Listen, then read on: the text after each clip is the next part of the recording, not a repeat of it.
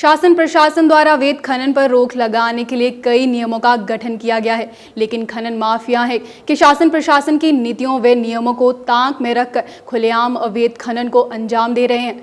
बात प्रदेश के पौड़ी जिले की करें तो प्रदेश के पौड़ी जिले में कई नदियां हैं और लगभग सभी नदियों में खुलेआम शासन प्रशासन की नाक के नीचे अवैध खनन हो रहा है। क्या कहना है अवैध खनन के मामले में काबीना मंत्री सुरेंद्र सिंह नेगी का, जानते हैं हमारी इस रिपोर्ट में।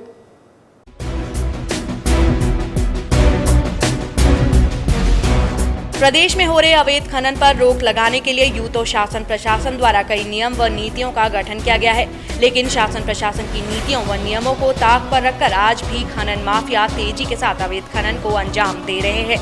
बात करते हैं पौड़ी जिले की, जहां बहने वाली खोक, सुरखो, अलकनंदा एवं मालन नदियों में तेजी के साथ खनन माफियाओं द्वारा नदियों का सीना चीरकर अवैध खनन किया जा रहा है। नदियों के प्रतिबंधित होने के बावजूद नदियों में चल रहे अवैध खनन ने प्रशासन की कार्य प्रणाली पर सवालिया निशान खड़े कर दिए हैं।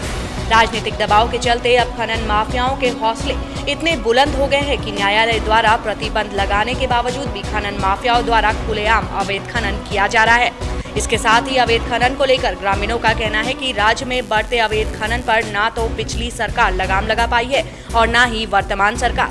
ग्रामीणों का कहना है कि सरकार को नदियों को चुगान के लिए खोल देना चाहिए, जिससे सरकार को भी लाभ होगा और अवैध खनन पर भी रोक लगाई जा सकेगी। इसको न तो पुरानी सरकार रोक पाई, न वर्तमान सरकार के नियंत्रण में दिखाई दे रहा है और इससे बेहतर तो ये होता है, इसके लिए प्रयास किए जाते हैं, नदियों को खोला जाता।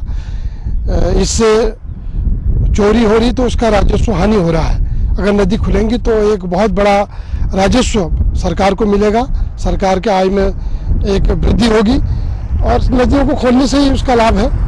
देखिए, ये जो खनन माफिया हैं, ये नीचे से तो ऊपर तक इनका बहुत बड़ा नेटवर्क होता है और कहीं न कहीं ये आपसी तालमेल से ही ये इतना बड़ा कारोबार चल रहा है। हम इसको नहीं मान सकते कि बिना कारोबार के तालमेल से चल रहा है और इसमें कहीं न कहीं सांठगांठ होती है। वहाँ से अगर डेपो छापे में आएगा तो यहाँ फोन आ जाते हैं और वो भाग लेते हैं, तो ये सेटिंग होती है। तो इससे बेहतर, सबसे बेहतरीन विकल्प है ये कि नदियों को चुगान के लिए खोला जाए, जिससे राजस्व प्राप्ति होगी, सरकार को इसका लाभ। वहीं प्रदेश में बढ़े अवैध खनन पर कोटद्वार विधायक व कैबिनेट मंत्री सुरेंद्र सिंह नेगी ने कहा कि अवैध खनन पर रोक लगाने के लिए शासन से नदियों को खोलने के संबंध में बातचीत की जा रही है, जिससे कि चुगान का कार्य आसानी से हो सके।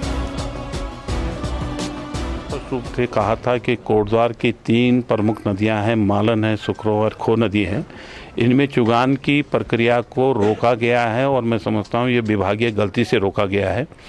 मैंने उनको स्पष्ट बताने का प्रयास किया था कि जो ओरिजिनल शेप, यानी जो नदियों का अपना ओरिजिनल क्षेत्रफल है, उससे कहीं ज़्यादा क्षेत्रफल को दर्शाया गया है, जिसकी वजह से डेड डेंट इस पर ज़्यादा लगाया गया है। और उन्होंने स्वीकार किया है, उन्होंने डीएफओज को और जिलाधिकारी को पत्र लिखा है और इस दिशा में जल्दी से जल्दी काम करवाया जाए, इसका क्षेत्रफल जो ओरिजिनल है उसको दर्शाया जाए। और उन्होंने मुझे भरोसा दिलाया है कि अगले 2-3 महीने में वो इसमें काफ़ी कुछ करेंगे और 3 महीने के अंदर अंदर इसकी जो है चुगान की परमिशन जनता को मिल जाएगी। वो जो है गढ़वाल मंडल विकास निगम करे या कोई और कार्यदायी संस्था हो वो करे, लेकिन इसके चुगान की परमिशन अवश्य दिलाने में वो उनका भरोसा था। वहीं अवैध खनन को लेकर पौड़ी जिले के लैंसडाउन वन प्रभाग के अधिकारी BS रावत का कहना है कि नदियों में छापेमारी कर अवैध खनन पर लगाम लगाने का पूरा प्रयास किया जा रहा है। साथ ही उन्होंने बताया कि कुछ समय पूर्व छापेमारी के दौरान अवैध खनन के काम में इस्तेमाल किए जा रही ट्रैक्टर ट्रॉलियों को सीज किया गया था, जिस दौरान जुर्माने के तौर पर 2 लाख रुपए हर्जाना भी राजस्व में जमा किया गया था। लगातार प्रयास किए जाते हैं और यहाँ पर हमने एक दल भी बना रखा है, उसमें गाड़ी उपलब्ध है। हम लोग ये प्रयास करते हैं कि हम खनन पर प्रभावी नियंत्रण रखें और हमारे द्वारा प्रयास किया जाए कोई भी खनन करते हुए मिलेगा तो हम उसको पकड़कर उस पर कार्रवाई करते हैं जी। क्योंकि जो इसमें कोई राजनीतिक दबाव नहीं है और नहीं हो सकता, क्योंकि जो भी गलत काम गैर कानूनी कर रहे हैं तो उन पर हम उस पर कानूनी कार्रवाई करेंगे, तो उसको तो नहीं रोका जा सकता या उस पर कार्रवाई करा तो आवश्यक है, हम लोग करते हैं। अवैध खनन पर रोक लगाने के शासन के लाख दावे धरातल पर खोखले ही साबित हो रहे हैं। अब देखना ये होगा कि हाल ही में बनी कांग्रेस सरकार सूबे में अवैध खनन पर कहां तक रोक लगा पाती है। सौभाग्य मिथिला उत्तराखंड के लिए पौड़ी से गिरीश तिवारी की रिपोर्ट।